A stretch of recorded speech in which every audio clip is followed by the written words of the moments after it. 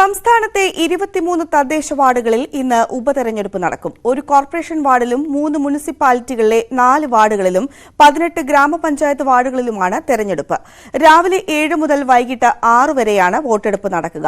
തിരുവനന്തപുരം കോർപ്പറേഷനിലെ വെള്ളാർ, മലപ്പുറം കോട്ടയ്ക്കൽ മുനിസിപ്പാലിറ്റിയിലെ ചൂണ്ട, കണ്ണൂർ മട്ടന്നൂർ മുനിസിപ്പാലിറ്റിയിലെ ടൗൺ മാടായി, പാലക്കാട് ചിറ്റൂർ മുനിസിപ്പാലിറ്റിയിലെ മുതുകാട്, തിരുവനന്തപുരത്തെ ഒറ്റശേഖരമംഗലം, പൂവച്ചൽ, പഴയകുന്നുമ്മൽ, കൊല്ലത്തെ ചടയമംഗലം, പത്തനംതിട്ടയിലെ നാരങ്ങാനം, ആലപ്പുഴയിലെ വെളിയനാട്, ഇടുക്കിയിലെ മൂന്നാർ, എറണാകുളത്തെ എടവനക്കാട്, നെടുമ്പാശ്ശേരി, തൃശൂരിലെ മുല്ലശ്ശേരി, പാലക്കാട്ടെ പൂക്കോട്ടുകാവ്, എരുത്തേമ്പതി, തിരുവേഗപ്പുറ, മലപ്പുറത്തെ മക്കരപ്പറമ്പ്, കണ്ണൂരിലെ മുഴുപ്പിലങ്ങാട്, രാമന്തളി, മാടായി തുടങ്ങി ഗ്രാമപഞ്ചായത്തുകളിലെ ഓരോ വാർഡുകളിലുമാണ് ഉപതെരഞ്ഞെടുപ്പ്.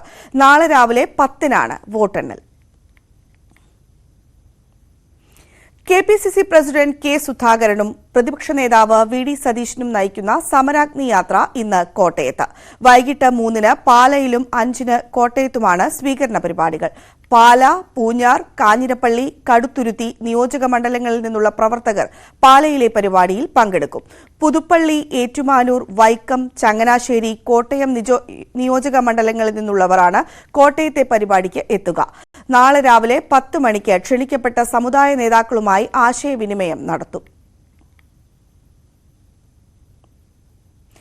ബിജെപി സംസ്ഥാന അധ്യക്ഷൻ കെ സുരേന്ദ്രൻ നയിക്കുന്ന പദയാത്രയുമായി ബന്ധപ്പെട്ട പാട്ട് വിവാദത്തിൽ വിശദീകരണം തേടി ബിജെപി നേതൃത്വം. BJP IT cell convener S ജയശങ്കറിനോടാണ് വിശദീകരണം തേടിയത്. കെ സുരേന്ദ്രന്റെ യാത്രയുമായി ബന്ധപ്പെട്ടുള്ള വീഡിയോയിലാണ് വിവാദഗാനം ഇടം പിടിച്ചത്. കേന്ദ്ര സർക്കാരിനെ വിമർശിക്കുന്ന പരാമർശമാണ് പാട്ടിൽ ഉണ്ടായിരുന്നത്. യുപിഎ സർക്കാർ കേന്ദ്രം ഭരിക്കുമ്പോൾ തയ്യാറാക്കിയ പാട്ടാണ് ഇപ്പോഴത്തെ ദൃശ്യത്തിൽ ഉൾപ്പെട്ടത്.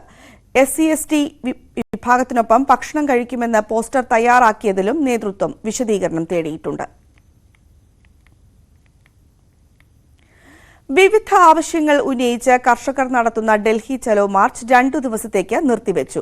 ഖനൌരി അതിർത്തിയിൽ കർഷകൻ കൊല്ലപ്പെട്ടതിനെ തുടർന്നാണ് മാർച്ച് നിർത്തിവച്ചത്. പോലീസുമായുണ്ടായ ഏറ്റുമുട്ടലിലാണ് പഞ്ചാബിൽ നിന്നുള്ള കർഷകൻ ശുഭ്കരൺ സിംഗ് കൊല്ലപ്പെട്ടത്. ഭാവി പരിപാടികൾ നാളെ പ്രഖ്യാപിക്കുമെന്നും അതുവരെ അതിർത്തിയിൽ തുടരുമെന്നും കർഷക നേതാക്കൾ അറിയിച്ചു.